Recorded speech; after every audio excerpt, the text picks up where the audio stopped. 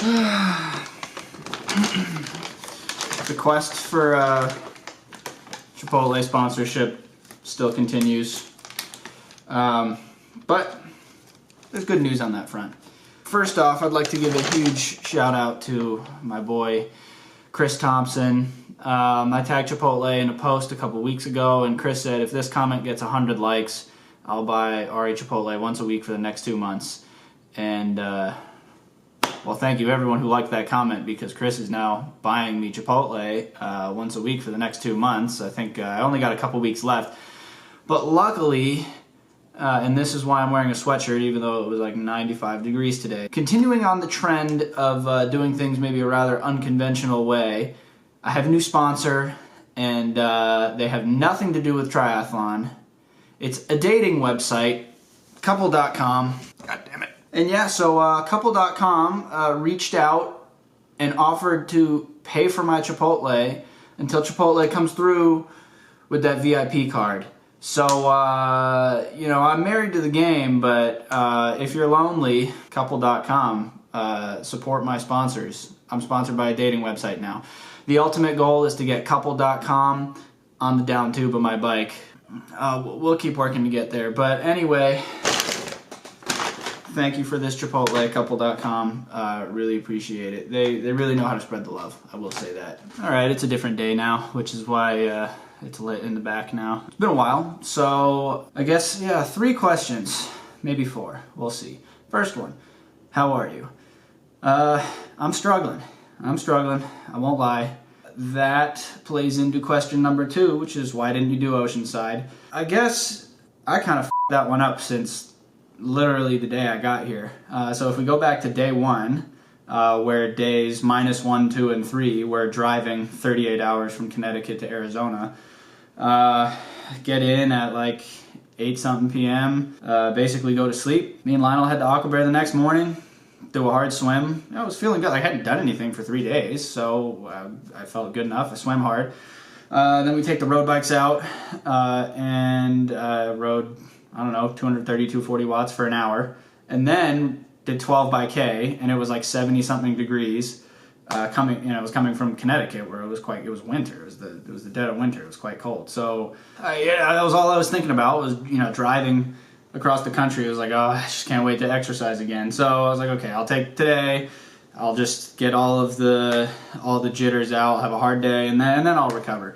And I didn't really do that. Had a couple 26-hour weeks with like a lot of intensity, some 24. You know, that was kind of probably averaged around 24 hours a week for like 4 or 5 weeks. That in and of itself wasn't the nail in the coffin. It was a confluence of 3 factors. It was that volume, the intensity. There were like 4 days a week with 2 or 3 hard sessions, which was just, I felt good until I didn't. And then the plant-based diet, which I would not call this a win for skeptics of a plant-based diet, with the exception of attempting to train nearly 30 hours a week with a lot of intensity.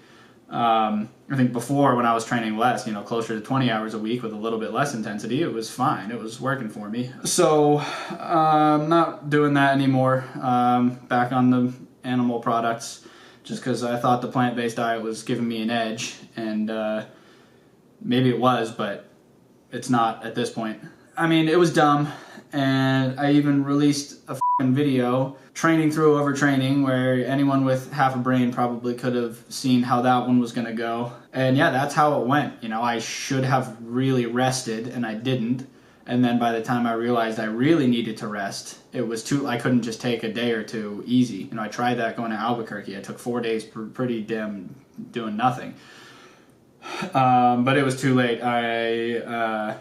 It continued to get worse. I was planning to do Oceanside anyway, but I got a blood test just to check. Ferritin was low.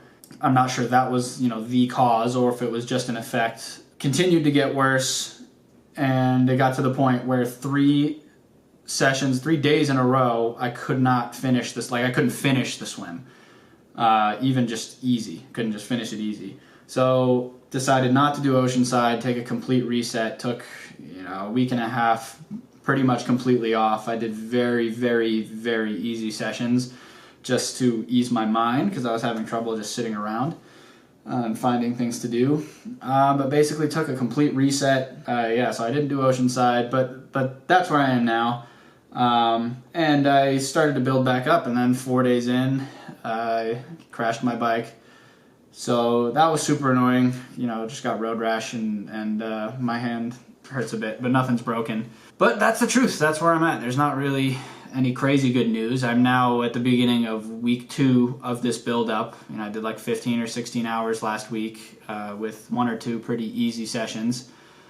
And yeah, I'm just going to continue to slowly build the volume and very, very slowly build the intensity and actually try to just listen to my body this time. That's going to be the key. Question number 3, what's next? That's a good question. There are some races in May and June, Chattanooga, Eagleman.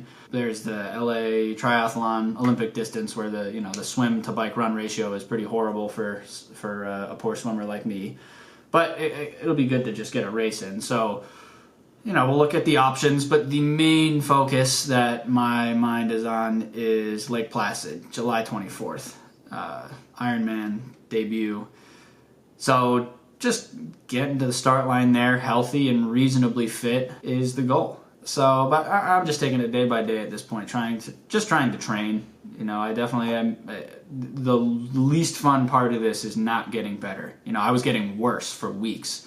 Like the watts were getting worse. I was getting slower, or it was getting harder to maintain paces on workouts that used to be pretty easy. I was very stagnant in the pool / also going backwards.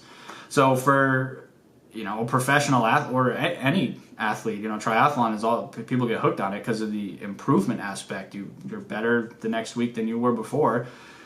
So for 2 months straight to be getting worse every week is a really dark spot for someone who loves training to be in. It's a process. And I haven't been getting any videos out pretty much at all, and this is the first time I'm truly on my own. From the date I started the channel, I've always had people around me who were willing and able to film. I had Will, I had Spencer in Seattle, and Allie would help out, and then Johnny came to Albuquerque, and so I was adventuring around with Johnny for a while, and then James was always helping out in New Hampshire, and Mark and Ado, just helping hands here and there to get content. And now I'm literally just alone. It's like when we go work out, it's me and Lionel, and Aaron's taking lactate and sagging, and there's just nobody there to get video of it,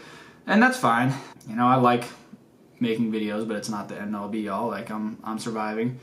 Although the ultimate goal still is to be able to hire somebody full time to just make videos. I do like getting out content. I like making the music for it more than anything. But yeah, so there still won't be a ton of content after this. This is just kind of feel obligated to give an update. The final question is, do you have a girlfriend yet, you virgin? And the answer is no, but with the help of couple.com, anything's possible. Peace out, guys.